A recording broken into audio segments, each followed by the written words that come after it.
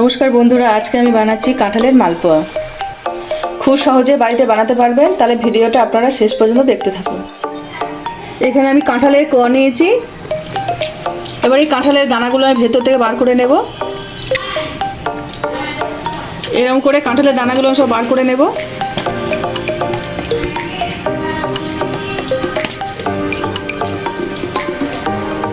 কাঁঠালের নোংরাগুলো সব বার করে নেব ভেতরে।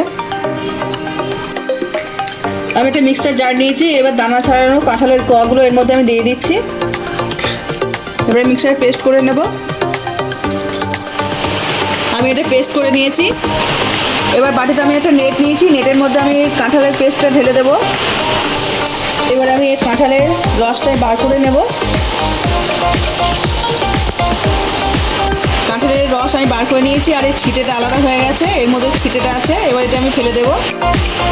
কাঁঠালের পাল্পের মধ্যে আমি হাফ বাটি সুজি দিয়ে দেব। ওই বাটির এক বাটি আমি ময়দা দিয়ে দিচ্ছি। ওই বাটির হাফ বাটি আমি চিনি দিয়ে দিচ্ছি। পরিমাণ মতো নুন দিয়ে দিচ্ছি। একসাথে আমি সব মিশিয়ে নিচ্ছি। মিষ্টিটা আমি আমার পরিমাণ মতন দিয়েছি, আপনারা চাইলে মিষ্টিটা কম বেশি দিতে পারেন। আমি এখানে জল দিয়ে ব্যাটার বানাচ্ছি, আপনারা চাইলে এর মধ্যে দুধ দিয়েও ব্যাটারটা বানাতে পারেন। আমি একটু জল দিয়ে দিয়েছি, একটু জল দিয়ে মিশিয়ে নেব। আমি এরকম একটা ঘন ব্যাটার বানিয়ে নিয়েছি। এটা আমি 10 মিনিটের জন্য রেস্টে রেখে দেবো। আপনারা চাইলে এর থেকে বেশি সময় রাখতে পারেন। 10 মিনিট পর দেখুন সুজিটা কেমন ঘন হয়ে ফুলে উঠেছে। আমি এর মধ্যে সামান্য জল দিয়ে মিশিয়ে নিচ্ছি, যেহেতু ব্যাটারটা গাঢ় হয়ে গেছে।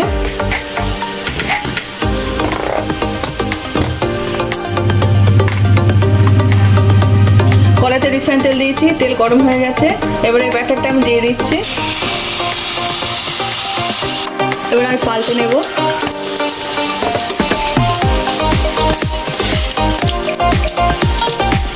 আমি এই মালপোয়াগুলো ভালো করে ভেজে নেব। মালপোয়াগুলো আমার ভাজা হয়ে গেছে। এবার আমি এগুলো সব তুলে নেব।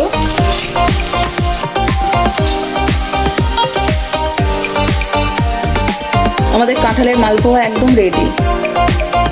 কত সহজে আমি বাড়িতে ঘরোয়া উপকরণ দিয়ে বানিয়ে ফেললাম। আজকে আমার এই রান্নাটা যদি আপনাদের ভালো লেগে থাকে, তাহলে একটা লাইক করে দেবেন, শেয়ার করে দেবেন। কেমন হচ্ছে কমেন্টে জানাবেন।